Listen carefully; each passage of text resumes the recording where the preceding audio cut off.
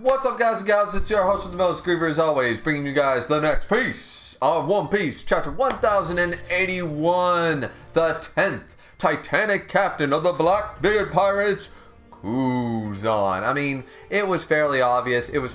Actually, a few things in this chapter. I thought about doing a live reaction to it, but then I sort of got spoiled on like a page, and I sort of went, alright, you know what, I'm not gonna, try to fake it, and I just decided to do a review after reading the chapter. Now, this is still a very good chapter. I like a lot of what's going down here, but I just figured we'd go in chronological order. Because there's a couple of things. There's a couple of things that we find out that were pretty obvious in the fan base. Most people had some like outlandish theory, but for the most part, everyone sort of thought that Aokiji was the 10th Titanic captain. Confirmed here in sort of a play-by-play way, you know what I mean? Like, he's feel free to leave anytime sort of idea, like the way Blackbeard says it. But anyway, to go in order of the cool things that happen. So, of course, Garp, with his galaxy fist, blows up a good section of Hajinosu's surrounding buildings and village there. Looking very, very devastating for a simple friggin', Garp going, alright, Conqueror's Hockey, let's do it, boom, and just completely crushed everything. He made the place completely flat. He made a nice big crater there. And then Garp shows up and everyone's like, whoa, what the hell? And this is where we've had multiple translations. And I love this. Once again, Garp stating, and this was how people used the slander. This is how people did this. Way back when, pre-time skip, when Garp was throwing cannonballs and saying that he had lost his touch, man, I can barely throw these things like I used to anymore and stuff. People took that as gospel that Garp still wasn't strong as shit. Because even the pirates here are like, you've got to be kidding. Because in both translations, one he says, I've really lost my touch. Like that's all I could do with that attack? Oh man, you know what I mean? And in another one he goes, when did I get so weak? And the reaction by all the pirates surrounding is still the exact same thing in both translations. Like, you've got to be kidding. What about this was weak? What do you mean you've lost your touch? You just decimated an entire section of this island in one blow, like, with no effort. Like, what are you talking about? So, all this is doing is putting the prime Garp stocks where they always belong, right alongside Whitebeard and Roger himself, as being equal. As being an equal, as basically the trio of the strongest of the Golden Age was Garp, Roger, and Whitebeard, after the defeat of Rocks, of course, from what we understand. But yeah, so yeah, absolutely hilarious that Garp is still like, man, oh man, sort of idea. This is where we get shots from a bunch of people. Tashigi's here, Halmeppo's here, like, I'm so glad that Kobe's okay, Kobe's fine and everything. Some of them like, Groose there is a little bit like perturbed, sort of like, I can't believe he called Kobe the future of the Marines. I can't let him get ahead. I've got to be more impressive, sort of idea, and all this stuff. And it's like, and they're sort of being like, well, Garp always just jumps the gun and does this and does that. It's like, he's not supposed to be on the front lines. Like, we're supposed to do the work here. Like, it's like, we were doing things just fine. And they were, actually. Like, this whole group that Garp brought with him were doing just fine. Garp didn't need to do that. He just wanted to do that, So they're sort of giving him flack for that. Now, this is when Kobe's very amazed that, like, even Tashigi and people are here. Like, even non-sword members came. This implies that Tashigi is not a member of Sword, meaning because a lot of people assume that Smoker and Tashigi were members of Sword. Clearly they are not. Now, I believe, like a lot of other people believe, that Kuzan wasn't completely honest with his description of how Sword operates or works, or left out key details to Blackbeard and the Blackbeard Pirates. But Sword is not seemingly what we originally thought either. I still think there was some measure of truth in what he said. So, Sword is a little disappointing in that regard, but for the most part, it's fine. Now, this is where Hibari, that's her name. Hibari gets, like, rushing up to Kobe, gets frozen. Now, Garp notices it right away before it even happens. And, most, like, if you're going to really go power scaling wise, people will be like, Garp, observation hockey right then and there. I mean, he clearly has it, but that I don't think that was that. I think Garp is just very perceptive, like, out of everybody here on the island. And then boom, she gets frozen. Obviously, Aokiji shows up, and Garp is not too very happy about this. They're all like, wait, what? Habari? And then Kuzan shows up, and it's like, Kuzan, what are you doing? Unfreeze her. And then the Blackbeard pirates are all like, yeah, Aokiji, Captain Kuzan, go get him, And this is where Aokiji mentions, I don't know why he says this. Once again, I still think a lot of people say he's playing double agent. Probably to a degree, but not in the way. So many people think that Aokiji is actually still working like with Akainu. And I don't believe that. Maybe he's working semi for Garp or Sengoku. But I seriously think he has not actually rejoined. Or if he's playing the long-term game, maybe he didn't even tell them. Maybe he alone, he hasn't told Sword members, he hasn't told Garp, he hasn't told Sengoku, but he's literally waiting for a weakness to exploit and backstab the Blackbeard pirates is his long-term goal, but nobody else knows it, nobody else is involved. That, at this point, after this chapter, is sort of what I'm considering, because, I mean, it could be acting. Garp and Aokiji could be acting here. I just don't see it, but I do find it very strange the way Aokiji mentions one thing before we get into the flashback on how Kuzan ended up joining the Blackbeard Pirates, is that he said, it'd be a bad look to me if Kobe escapes while Teach is away, as in basically Blackbeard would be like, how the hell could you let this happen? He would actually blame and or punish in some way Aokiji or Kuzan for this. That doesn't exactly add up with how he ended up joining the crew and how Blackbeard invited him. He's almost more or less like an independent contractor who's agreed to just chill with them for now, but could leave at any point. Like, that's the way the flashback, and we'll get into that, but that's the way the flashback reads. So this seems sort of like more put on a little bit. I don't know. I mean, once again, it could be sort of a pride thing. Like, seriously, like the moment Garp showed up, I ran away. That's not a good look for me at period. You know what I mean? So maybe? I'm not sure. Anyways, so then we get into the flashback part, which is absolutely hilarious because once again, so many people are putting so much stock in the Blackbeard crew, and they are really not that guy, guys. I'm just saying, they are not who you think. Like, seriously, like, Kuzan is easily stronger than, I will even make the argument, than anybody on the Blackbeard crew, including Blackbeard himself. I really think if push came to shove, Kuzan could beat Blackbeard. Blackbeard, once again, has never impressed me. As far from power scaling alone perspective. He's very impressive as an opportunist, as a manipulator, as a, his greatest strength is his opportunist and his waiting game. He's very conniving. He's very much a weasel and a coward, and this all he uses to massive degree to his advantage.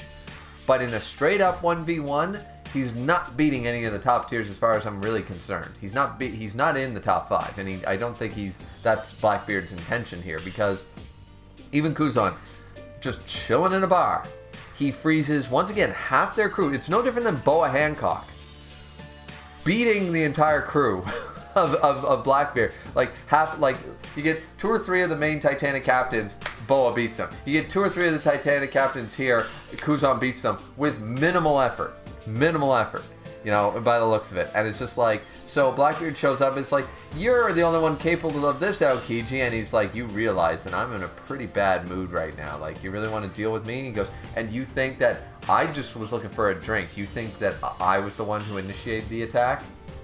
It's your own crew's fault. Either control your crew better or get the fuck out of my way. That's when somehow it transitions to Blackbeard and Kuzan sharing drinks and insulting each other, but also he did unfreeze everyone, and Blackbeard was probably like, hey, instead of fighting, because I know I can't beat you, how about I buy you a drink? You unfreeze my crew, we'll have a good time. I'll pay for your meal, I'll pay for your tab, sort of idea, and we'll have a good time. We don't need to fight. Once again, this is how Blackbeard does things. Blackbeard is never going to go and straight up, even if he's got 2 of the strongest devil fruits. It's not as relevant as people like to think. Like, yes, he's powerful. I'm never going to say that, but that he's not. But he's straight up. This is his ability. This is his ability more so than the devil fruits ever will be. So, because even so, he didn't even defeat them just once. He completely defeated them one time, and then by the looks of it, the whole crew is there. By the way, the whole crew is there.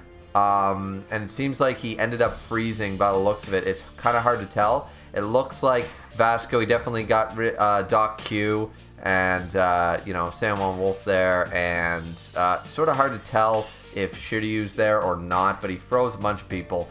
And then the rest of the Titanic captains pretty much showed up. So when he unfreezes everybody, we see that almost the whole crew seems to be here. There's Katarina Devon, there's Jesus Burgess and stuff. So when I say like already that when they're chilling and stuff in this flashback, and Aokiji's making jokes and stuff and saying like, yeah, we got to kill each other. It makes my blood boil. And I said, well, that's the magma because you're a magna man and stuff. And they're laughing and they're having a good time and stuff. Confirmed now officially that Aokiji did lose a leg, but apparently he scarred up Akainu pretty fucking bad. Like, yeah, I didn't take it because they say, like, did you take a limb from him? He's like, no, but I still did a lot of damage to him. He's not, I beat his ass pretty good too. So, but he took my legs. Now I got to keep remaking it with ice. And this is where stupidly, after they talk about the robe poneglyphs and they talk about the guy marked by flames, because a lot of people said, well, Aokiji is now marked by flames once again, and they even bring up like, not you only got that scar recently, because he's like, the man marked by flames, you mean me? And he pulls back his shirt and he's like, I got flame, and he's like, no, you only got that recently and stuff like that. So they are looking for the robe poneglyphs, of course. Now when they know that Kaido and Big Mom have them. They clearly don't know about the one on Zoe though. That's the big thing. They don't know about the one on Zoe. This is key. And then apparently the person marked by flames, a lot of people thought it was Saul. I very much doubt it was Saul now that we know about this jet black ship. Flying Dutchman. I don't know. But this jet black ship that clearly has a devil fruit person on board, because they swallowed any ship that tries to pursue them gets swallowed up by giant whirlpools. The thing is that confirmation of a water no mi? They're assuming it's a devil fruit, but I can't think of a devil fruit that's not straight up the water no mi that creates whirlpools in the ocean. Broken as shit, but, there's also the possibility it's a fishman who has fishman karate. To a degree, even Jinbei isn't to where you can reach. That's a possibility. But outside of like a fishman literally jumping in and causing it, I can't think of anything that's not the water no mi that causes that shit. Like, that is insane. And the fact of the matter is that this is all but confirmed that the man who's marked by flames, who knows at least where the last robe poneglyph is on this ship. Now, this is where Shiryu, who apparently was here, and now, we'll get to this, but he thinks it's somebody with the government. And because then if they got one stone themselves, there's no fucking way that pirates could ever get the One Piece if the government gets their hands on one. I think that's not a bad theory, but no.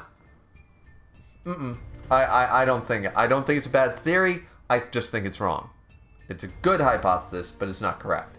I still think that the man marked by flames is someone we probably have heard of, but he's on this jet black ship and completely independent. Doesn't want the One Piece for himself, is not associated with the government.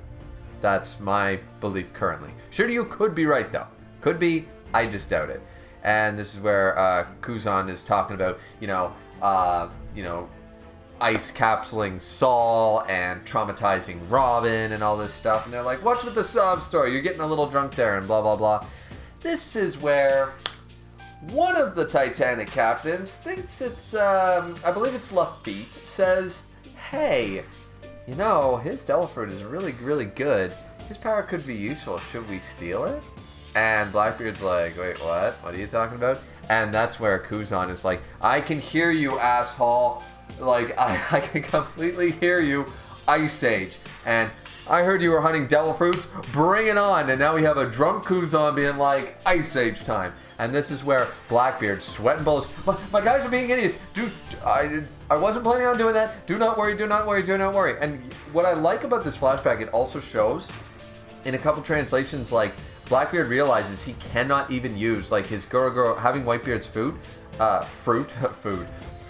is irrelevant against somebody like Aokiji when his friends are frozen. Sort of like the same idea with Boa. Like, everyone says, like, okay, yes, he's got, you know, the yummy and he's got the Goro, but clearly, if he gives a shit about anybody but himself for more than a thought, you can hinder these fruits very easily from other fruit users. Like, they are not the all-powerful that a lot of the fan base tends to think they are. Because now we've not only had one, but two situations where his devil fruits are kind of irrelevant.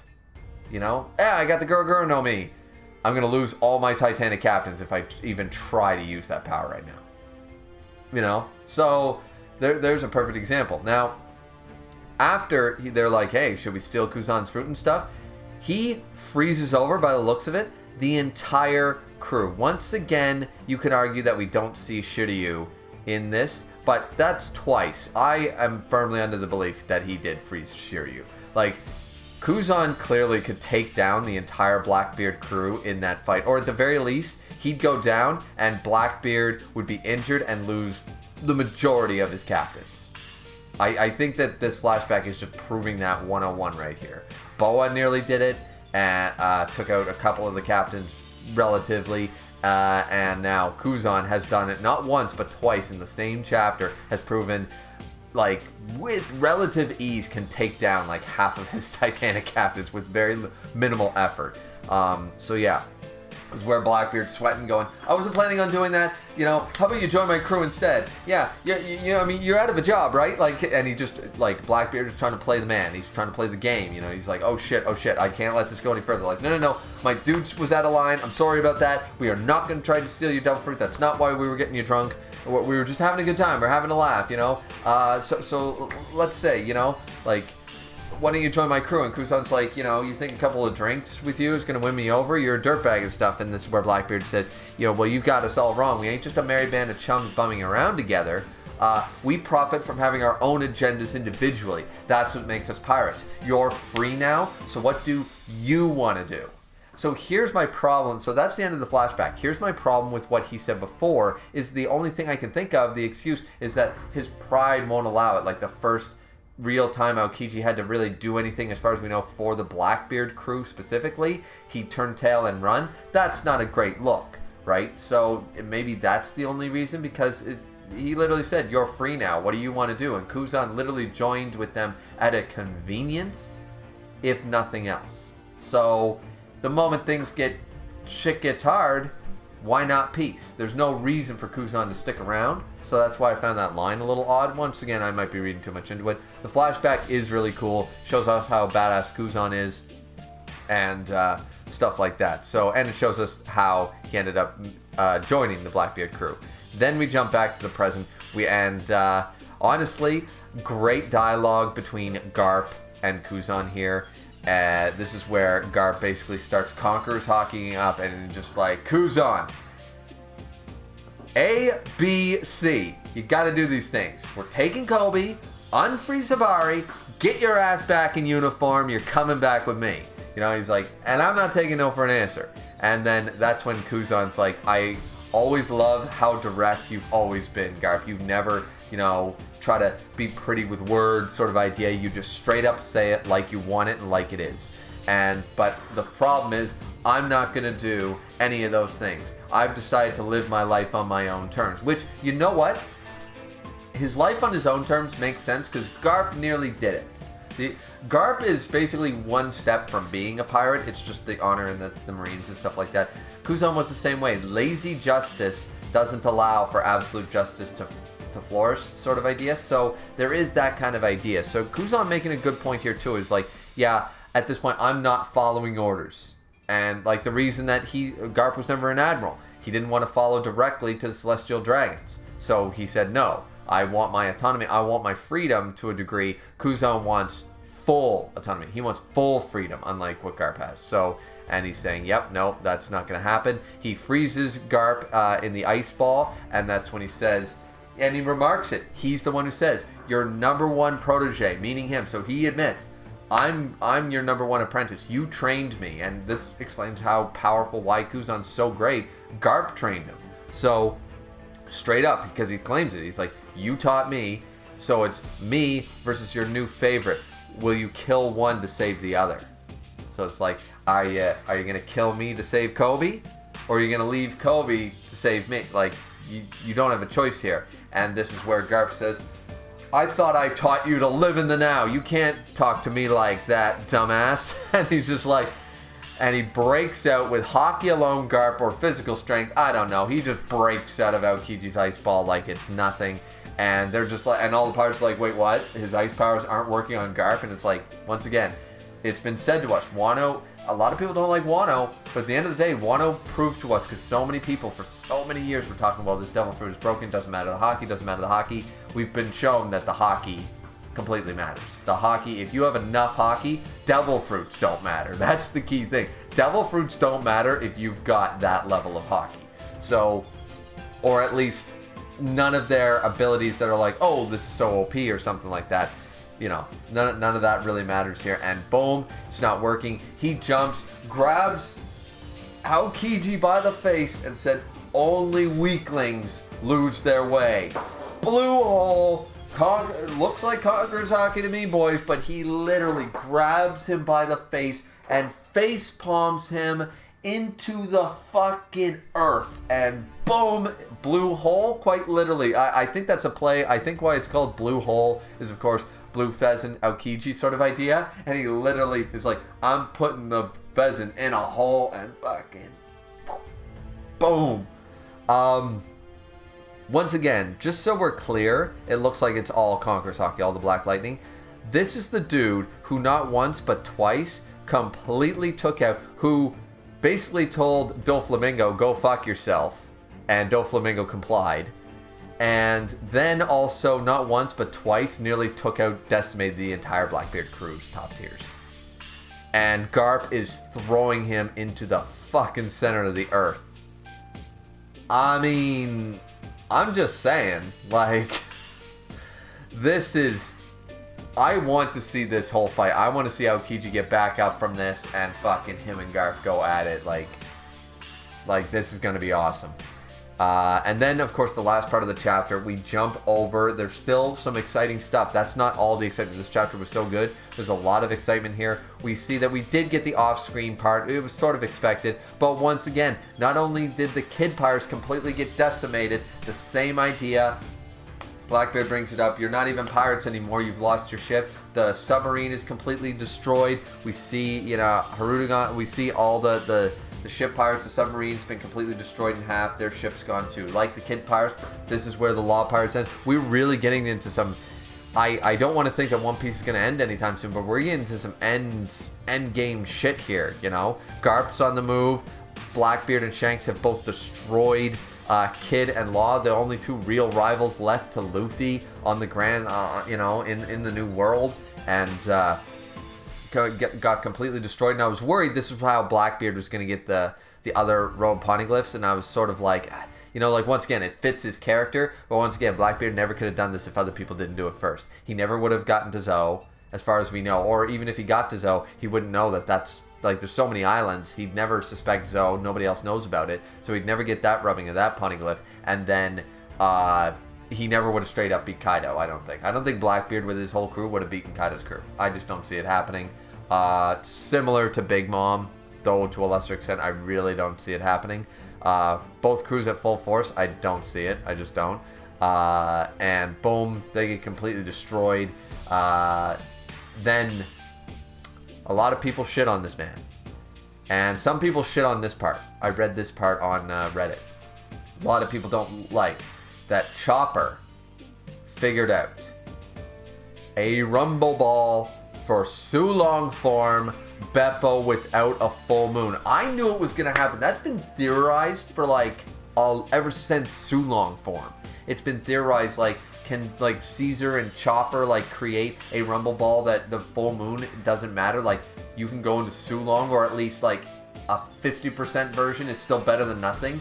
While the full moon's not out, sort of idea.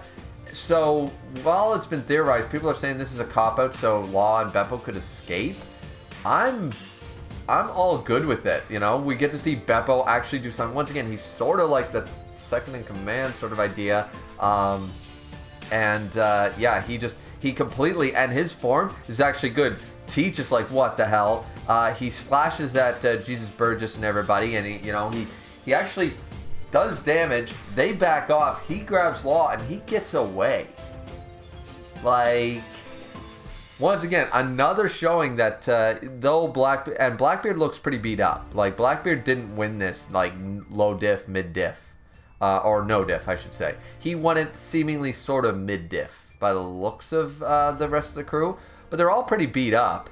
And considering that Law's crew isn't known to have like a bunch of Jinbeis and sort of like, he doesn't have former warlords on his team or anything like that, right? Like, from what we understood, the only real contender for a good crewmate on his team was himself. And now Beppo showing that he's got Rumble Balls of Sulong form. He's a bit of a contender himself, and his Sulong form looks great. It looks absolutely awesome, so happy for that. He doesn't seem to get away with Law's fruit, though. But he might have. It depends on the translation you read. Like, one translation, you can actually read it as, now what should we do with the op fruit? Sell or use it? Don't suppose you'd fancy making me immortal. Now, the way the first line reads is like, what should we do with the op fruit? As though they already have it. Now, it doesn't seem that they do yet, because then he asks Law, don't suppose you'd fancy making me immortal, implying that Law still has the fruit. So though some people are speculating that he already took the fruit from Law after Beppo grabbed him and ran away, I'm going to go on a limb and saying that then the second line makes no sense. If Law didn't have the fruit anymore, what would he do? Be like, yeah, I took your fruit power. I'll give it back to you if you promise to make me immortal with it. Like, that doesn't make any sense. So I think Law still got it. Blackbeard failed to get the op no mi. And then they ended up escaping by sea, of course. And then he says to Law, Law's awake, and he's like, Law, don't die, please. And Beppo went underwater, of course, polar bear and stuff, so he traveled underwater. All another detriment to Blackbeard's crew, as we've been told many, many times. Don't stack your crew with all Devil Fruit users. Situation like this happens. They couldn't chase him if they wanted to. They just couldn't. There's no possible way. And they destroyed the Law's submarine. So they destroyed the submarine. Their only method of actually chasing this crew, they've destroyed it. So there's no way anybody can chase them. So they're going to get away. But once again, the chapter ends with now the Kid Pirates were soundly defeated. Now Trafalgar Law and the Heart Pirates were completely defeated.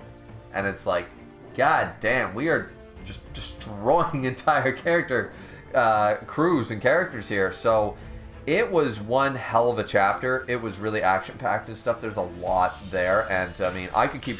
I want this to be a sort of a shorter review, so even though it's still going to be like 40 minutes, I hope I'm not that far, but we could talk about this for an hour. We could go into details, I could go into theories and what I think about this, that, and the other thing. Suffice it to say, I just love everything that's going on right now. I think it's action-packed. I think it's great. Do I wish that we saw a little bit more of what happened on Winter Island before, like, okay, we're off-screening it and stuff? Yeah, I would have liked to see a little bit more that Law put up. It's seemingly like he put up a bit of a fight, a lot more of a fight than, of course, Kid did to Shanks. So, but once again, as we saw with Kuzan and as we've seen in the past, and with Boa and stuff, the Blackbeard Pirates do not put up a great fight. They are not this OP crew that, they might be the most villainous crew, but they are not the OP crew. They don't dog walk anybody, seemingly, by the looks of it. They really do not. So, it is what it is there. But yeah, clearly, once again, we're seeing the weakness of having your entire crew based on very powerful Devil Fruits. Don't get me wrong, but Devil Fruits alone, not your best bedfellow for ruling the world, as it were. So, anyways, that's it for me. I hope the review's not too long here. This is another reason why I didn't want to do a live reaction, because I knew especially after reading it, this would have easily been like a 50-minute reaction. No problem. But anyways, I really like the chapter. I like everything that's going on. What do you guys think? Let me know down in the comment section down below. And don't forget to like, comment, and subscribe. And we'll see you guys back here next time for the next piece of One Piece. No break next week by the looks of it. So chapter 1082 coming out next week. Looking really forward to it. Know you guys are too. See you back here next time. Bye-bye.